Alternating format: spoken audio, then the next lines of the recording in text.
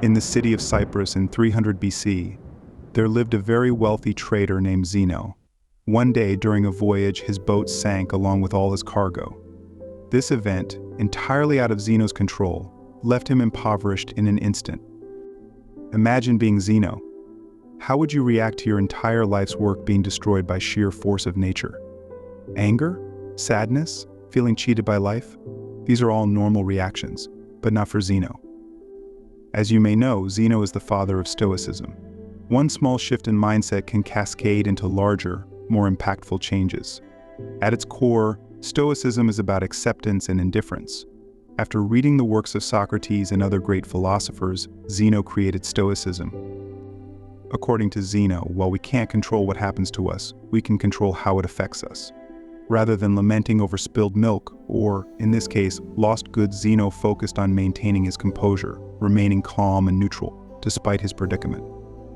Today, people often see Stoics as unbreakable, unemotional individuals who don't succumb to fits of rage or anxiety.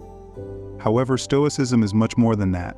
It's a way to understand and navigate the world, a philosophy that has endured for centuries.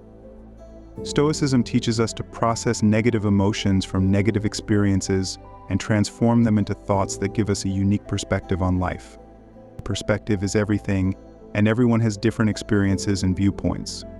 The early Stoics taught and practiced philosophy publicly, believing it could benefit everyone. They didn't hide their knowledge behind school or palace walls. As a result, everyone from slaves to emperors could learn and practice Stoicism. Notable Stoics include Epictetus, once a slave Seneca, a renowned statesman, and Marcus Aurelius, a Roman emperor, and one of the most powerful men in history. Early Stoics practiced what they preached, avoiding segregation and fighting inequality. They even coined the term cosmopolitan, meaning citizen of the world. Today, we associate cosmopolitan cities like New York, Toronto, Dubai, and London with diversity, just as the Stoics envisioned unity and togetherness in a time when it wasn't popular. Women, too, were encouraged to learn and practice Stoicism. So why do so many people adopt Stoicism as a way of life? In a world full of unexpected events, our emotions can get in the way. We don't get sad because bad things happen, we get sad because unexpected bad things happen. Rain, for instance, is beneficial, but getting caught in it without an umbrella is unpleasant. We've learned to expect rain, so we don't cry when it happens. Stoicism teaches us to expect that everything bad that can happen will happen, and to be content knowing it could. One Stoic exercise, voluntary discomfort, increases feelings of gratitude. Sleep on the floor, take cold showers, or eat plain food for a few days. This helps you realize that no matter how hard it gets, you will survive and potentially thrive if your mindset is right. By enduring discomfort, we prepare ourselves for future misfortunes. In today's world, advertisements bombard us with the notion that we need the latest gadgets, looks, or wealth to be happy. Stoicism's message is more relevant than ever. We're taught by various sources, home, school, and the world around us, but do we need to internalize everything? If we set unrealistic expectations, we'll end up disappointed and unsatisfied. We should focus on improving ourselves for our own sake, without attaching external hopes. External attachments often lead to disappointment. We try to fill emptiness with material things, but Stoicism teaches that placing our happiness in external forces is futile. Cars break down, natural disasters occur, and divorce rates climb. Even valuable things come at a cost, both physical and mental. Seneca once wrote that learning to live with less creates space for what truly matters.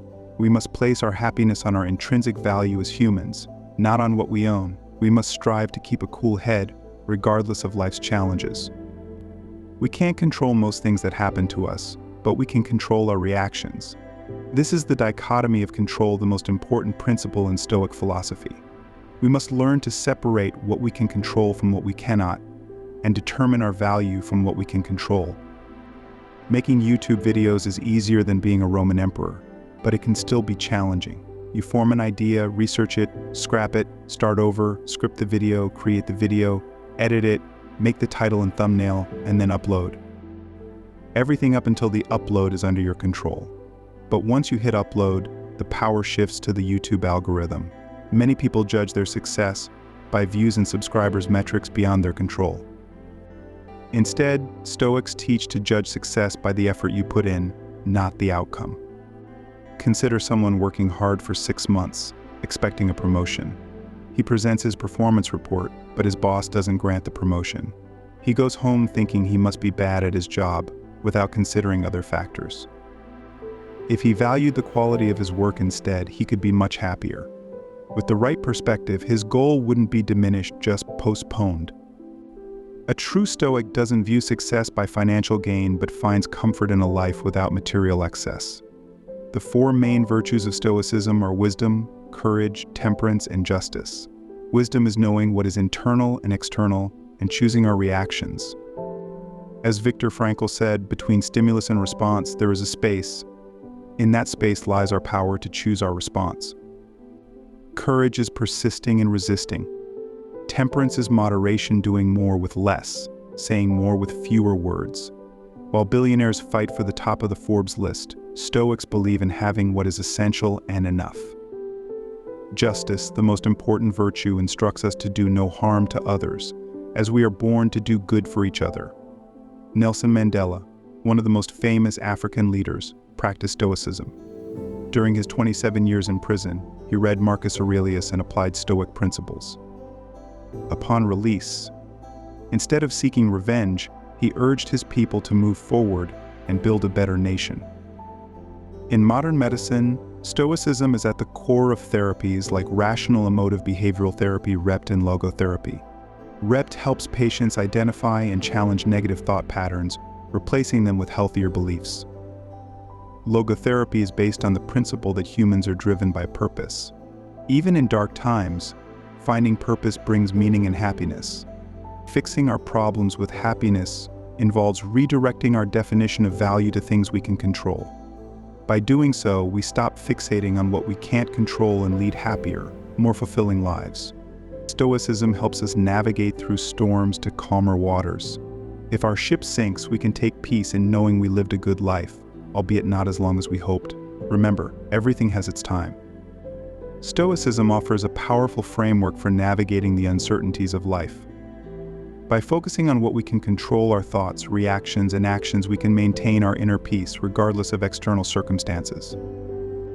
This philosophy teaches us resilience, clarity, and purpose, helping us to live more meaningful and fulfilling lives. As you reflect on Zeno's journey from a wealthy trader to the founder of Stoicism, remember that it's not our circumstances that define us, but how we respond to them. Whether you're facing personal challenges, professional setbacks, or everyday frustrations, the principles of Stoicism can guide you towards a more balanced and contented life. Embrace the wisdom of the Stoics. Practice courage in the face of adversity. Exercise temperance in your desires and actions. Uphold justice in your interactions with others. And most importantly, cultivate wisdom by recognizing the limits of your control. In a world full of chaos and unpredictability, Stoicism reminds us that our greatest power lies within us. So take a deep breath, center yourself, and approach each day with the calm and strength of a true Stoic. Your happiness, after all, is in your hands. If you found this video helpful, please like, share, and subscribe for more content on philosophy and personal growth. Together, let's build a community of modern-day Stoics, ready to face whatever life throws our way. Thank you for watching.